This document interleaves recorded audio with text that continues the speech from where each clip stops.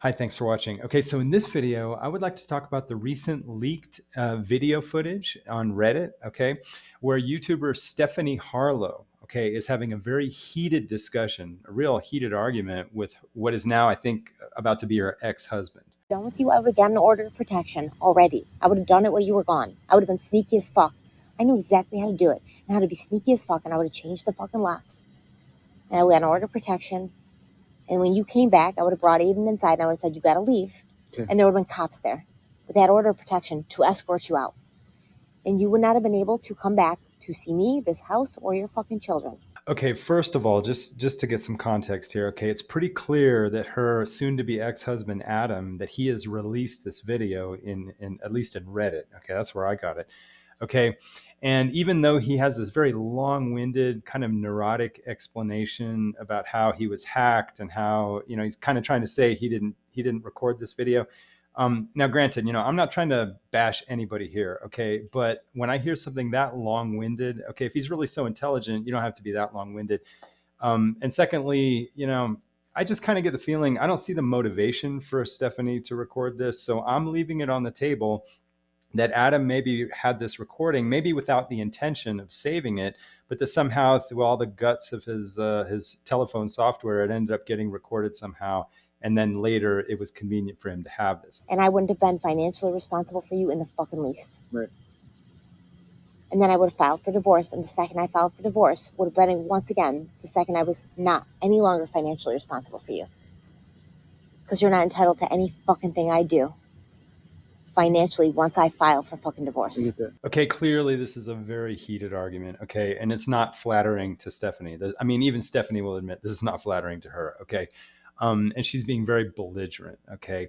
On top of the fact that, in my opinion, I don't think she probably wouldn't even claim to know family law that well. So when she says, you know, he won't be entitled to anything that's hers as soon as she files for divorce, I'm sure that even Stephanie would admit she was probably just blustering, because I don't even think she knows family law that well. And I think that, you know, given the fact that Adam and she have collaborated in a business, and he's had he's at a substantial level of collaboration in her YouTube business.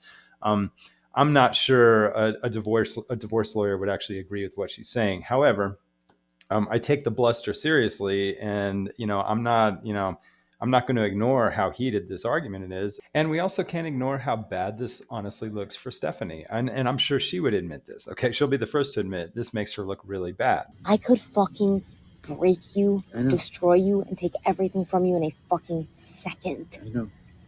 But I'm not doing that. Doesn't it mean something to you? Everything. I'm a good person. Okay, I mean, this looks terrible. And I'm sure Stephanie would be the first to admit that she looks terrible in this video, okay? Because she's threatening, I mean, she's making it sound like she could really destroy, or at least she's blustering, she's blustering, making it sound like she could really destroy her soon-to-be ex-husband. And then at the end, she adds, "Oh, but I'm a good person." Okay, so, I mean, there's been a lot of reaction to this, and I can kind of understand it. Now, here's the thing. If you have to go on this entire rant and close it out with, "I'm a good person," you're probably not a very good person. And by the way, a big shout out to Radiant Brit. I really like her channel. I like how honest she is. I like her candor. I think she just has a very kind of down-to-earth channel where she's just really just tells things the way she sees them. And I really appreciate her opinions, especially with the Ruby Franke and Jodi Hildebrandt case. I really appreciate the way she's covered it, and just kind of the human quality she brings. I would say, sort of speaking for the people, sort of speaking for the public outrage at what happened with both Ruby Franke and Jodi Hildebrandt. So, I really appreciate her channel. That said, I think we do have to be careful, okay? And I do realize that Radiant Brit has a different approach to true crime, okay? I think she has a different set of ethics, and I think her sense of good taste, I think, is a little bit different than Stephanie Harlowe. I think Stephanie Harlowe would admit that she has an edgier taste, okay? And she wants to be edgier, and she takes the risk of being a little bit on let's say, maybe a little ruder, maybe a little, like, say, snootier. But I think that gives Stephanie, in her mind, I think, a more personality. Whereas I think Radiant Brit, I think she really tries to have, let's say, a different level of ethics. And I think her sense of trying to respect the public, I think, overrides maybe Radiant Brit's interest in having an edgy personality. So we're dealing with maybe two philosophies about how to run a YouTube channel. And I think both are fairly much they both are pretty much fair game in my opinion, because I think, I believe in free speech. And I think in the world of true crime, I think there's room for more edgy content creators. And I think there's also room for people that want to focus more on good taste and maybe a different level of respect. But I think both are still within a range that I think is acceptable. That said, I also understand what Radiant Brit is saying. As a rule, when a person has to announce how good they are, I think that should be suspicious. Okay. But I think there's more to the picture here, because we have to figure out who was recording this and who benefits from having this video released. Okay. And so that adds context. Okay. Because here in this video, Adam is acting very meek. He's acting very passive. Okay. But if he's the one recording it, or if he's the one choosing to release it, maybe it serves him, to have a video where he's appearing very meek. And also, what if he's passive aggressive? What if it's his method, when he's dealing with people, to sort of take the role of being the passive person, when he also has his own strategies and he also has his own way of being aggressive? Okay. So, we have to be really careful just looking at the whole picture here, because it looks like she's just beating the crap out of him verbally. Okay. But in reality, in their dynamics as a couple, he may have his own ways of being tactical and aggressive. Okay. And also, if he's the one who actually recorded this, he may have had a motive to appear weak in the video. So with all that said, and also leave room, when people are fighting, I've seen people on their way to divorce who could not even be in the same room together. Okay. They're not beating each other up. They're just having a heated discussion, and she's being very aggressive. Yeah.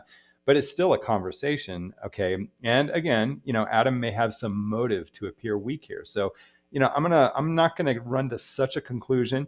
But I also realize that Radiant Brit has other reasons for having kind of a shaded opinion of Stephanie. My initial red flags with Stephanie went up when she was acting so snooty and rude and arrogant when it came to her own podcast host, Derek. But it was very off-putting, and I didn't feel like she was a content creator that I wanted to continue to support because of her attitude. Okay, again, I think it's pretty clear that Radiant Brit does have a different philosophy of how to handle true crime. And I think her philosophy about how to run, let's say, a YouTube channel about true crime is different. Okay, so there's room for different viewpoints. Okay, and I think Radiant Brit just has a different sense of good taste. And I think Radiant Brit has a different sense of the ethics of maintaining a true crime YouTube channel. Okay, so there's room for that. All right, and I think maybe just the natural edge that I think Stephanie would even admit to, okay, I think maybe just doesn't land very well for Radiant Brit. Okay, and by the way, here's another point. I realized that in the Crime Weekly podcast with Derek Levasseur, I think, in that podcast, I know that she can be kind of domineering and she can be kind of aggressive with Derek. But here's something important. Okay, even if we were to suppose, okay, hypothetically, if we were to suppose that, let's say, Stephanie Harlowe is actually a paranoid person, or if she actually has some kind of personality disorder or whatever, here's something that I believe from experience. Okay, I believe in something called caliber. Like when you're with somebody who has the same caliber as you have, somebody at the same caliber as another person, they can handle even, let's say, personality disorders or, let's say, pathological characteristics, right?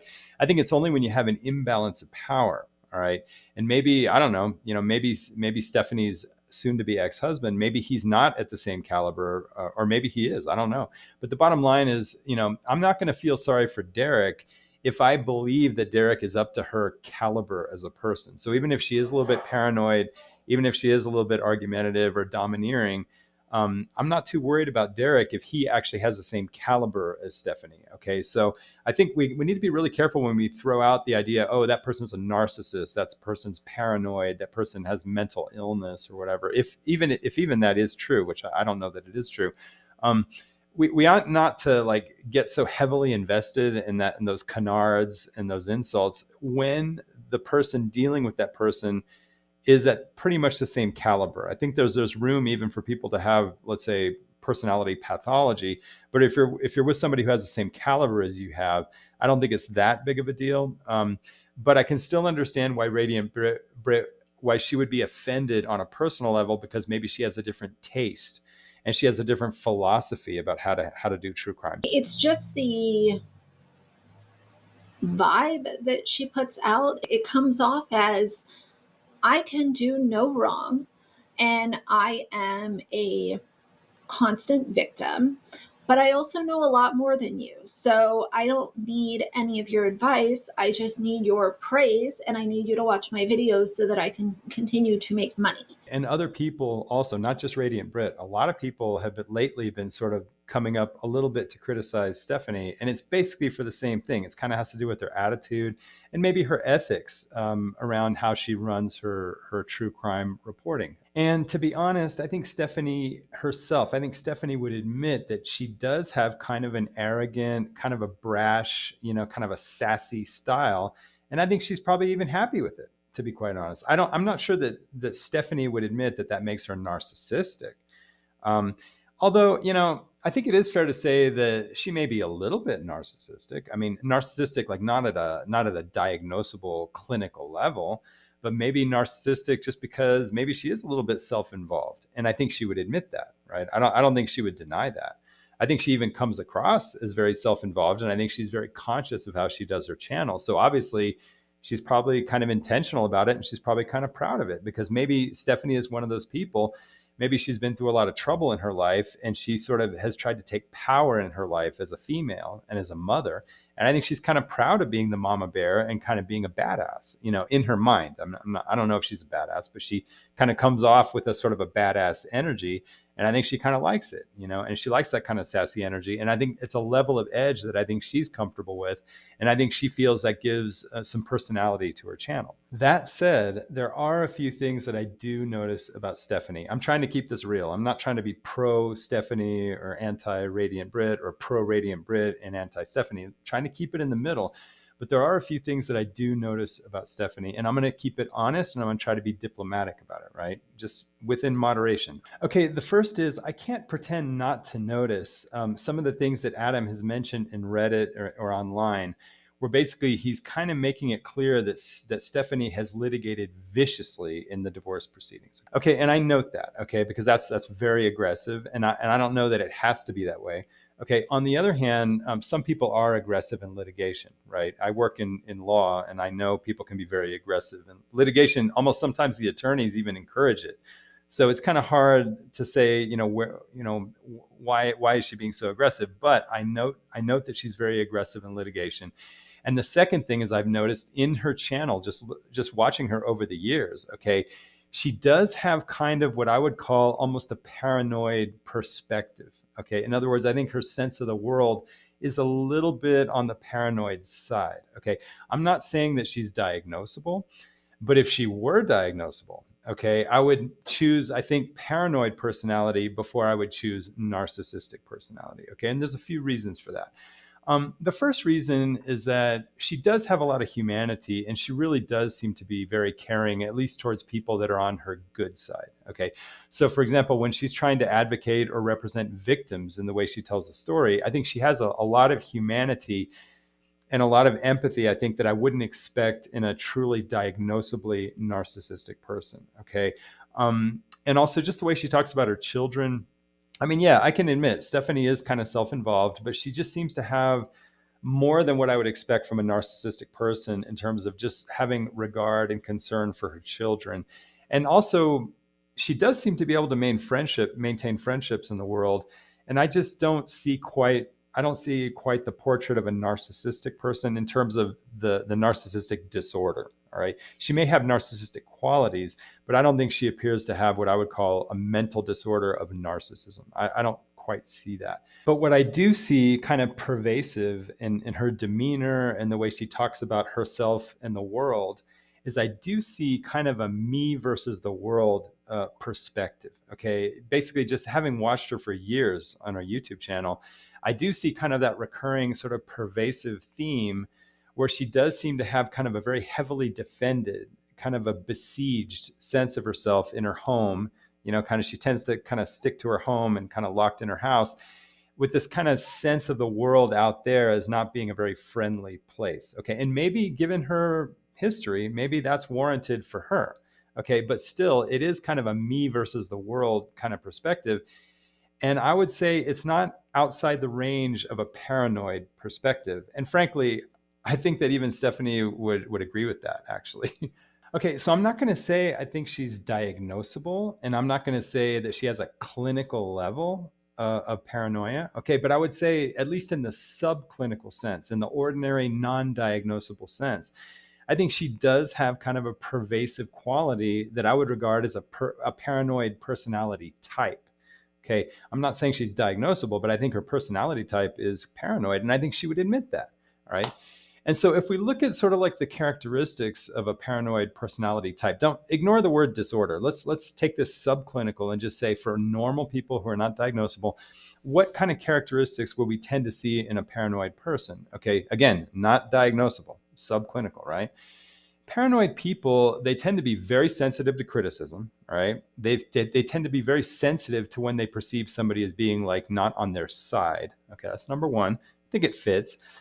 The second thing is they're very keen to observe details in the world that suggest danger to them. Okay, and I think that's very evident, from watching her for years. When she talks about her personal life, she really does emphasize that theme of sensing danger and needing to sort of protect herself. And then another really fundamental characteristic of a paranoid personality type is kind of rigidity in perspective. Okay, where they have a lot of difficulty seeing the perspectives of others, and they sort of tend to fixate and hold on to a sort of a rigid sense of their own perspective. Okay, so for example, when she's having her banter with Derek in her podcast, there are times where she seems to be a little bit rigid and a little bit sort of inconsiderate of another perspective.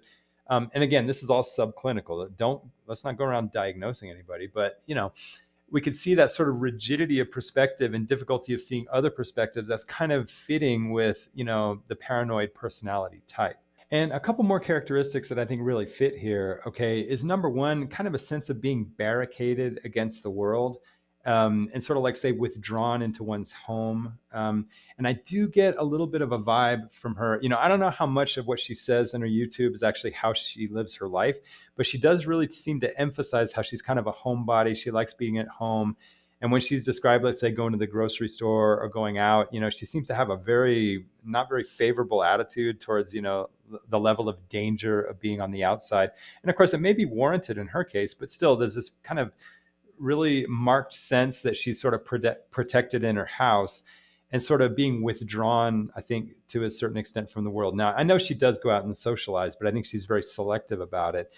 And I do think she kind of has a tendency towards withdrawal. Okay, so that is kind of a paranoid feature. And then finally, having a tenacious sense of personal right, a tenacious sense of her own personal rights. And I think that's pretty evident. So you put all those things together, and I do see, again, I'm not going to say she has a disorder. She doesn't have to have a disorder, but she does seem to have the personality type. She does seem to have kind of a paranoid personality style. That much we can say. And then in addition, she does seem to have what I think she would admit are some kind of Machiavellian personality characteristics. I think she considers herself to be very aggressive. And I think when she feels it's warranted or justified, she can be like a hardcore mama bear and a badass, And I think she would herself be happy to admit that she has kind of a Machiavellian cluster of personality characteristics. And I think in some light moments in her podcast, I think she's even admitted that she's probably more of a sociopath than a narcissist. Now, I'm not saying she thinks she has diagnosable sociopathy, all right? But I think what she was trying to say, probably in a very informal way, without admitting a diagnosis, I think she's trying to say that she's probably more Machiavellian than narcissistic. That's how I would interpret it. And I think, is it that hard to imagine somebody with kind of a general paranoid personality type with some Machiavellian characteristics? I think they can go together. And I think, paranoid personality features are well known to coexist with other kind of, let's say, hardcore Machiavellian personality features. So, it's possible to be kind of like, say, a paranoid person, but also to have some, what you might call, kind of aggressive or, let's say, Machiavellian personality characteristics. And I think, as long as it's not at a clinical level, I mean, that could be the recipe for a perfect YouTube personality, right? Because it gives her that extra edge. And it's right at the point of where people are almost like willing to criticize her, but it still makes her very popular and gives her notoriety. And maybe in her personal life, it might get her into a little bit of trouble. She might have a rough divorce, but a lot of famous people have rough divorces. A lot of not so famous people have rough divorces. A lot of not so famous people are vicious in litigation, not just her. A lot of attorneys encourage it. So I guess from what I can see, it seems like she's a little too high functioning, in my opinion, to be diagnosable. Um, and even if she's like right at the level of being diagnosable, I think we have to recognize she's a very high functioning person, and I think she has a lot of human characteristics. I think she has a lot of humanity, and I think she does have a lot of empathy. Although her empathy probably does get cut short when she's dealing with people she perceives as not being on her side. Okay, but overall, I do like her. I don't know that I could be friends with her because she's probably maybe higher caliber than I am. She'd probably eat me alive in real life. But I do like her as a YouTube personality. And I just think, we need to be careful about trying to diagnose people based on their personal business. I'm assuming her soon to be ex-husband, I'm sure he's a big boy. I'm sure he knows how to fight for his rights. And I'm sure, like, say, Derek Levasseur, I'm sure he's at exactly the same caliber as Stephanie. So I don't think we need to worry that she's like, just terribly abusing people. I think the people in her life probably are at a similar caliber to her. And I think that basically, if we wanted to say anything, I would say more paranoid than narcissistic. But I don't want to reach the point of accusing her of actually having a diagnosable disorder. So anyway, appreciate your patience with all that. And thanks for watching.